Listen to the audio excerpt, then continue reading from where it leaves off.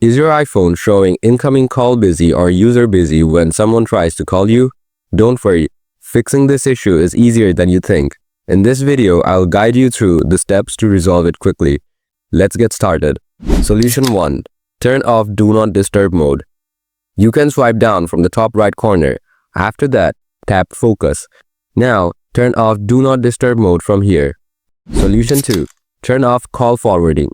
Open Setting, scroll down, tap App, scroll down, tap Phone app, scroll down, tap Call forwarding. Make sure to turn it off. Also find out call waiting. Make sure turn it off as well. After that, try to restart your iPhone to solve your issues. Now, if you still have issues, then try to follow the last process. Solution 3. Update or reset. Open Setting, tap General, scroll down, tap Software Update. If there is a new software update, then update it. But if there is no new software update, then go back. Scroll down, tap Transfer and Reset iPhone. Tap Reset.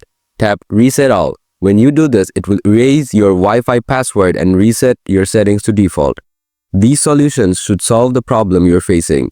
If you still have any questions or need further help, feel free to let me know in the comments. Thanks for watching.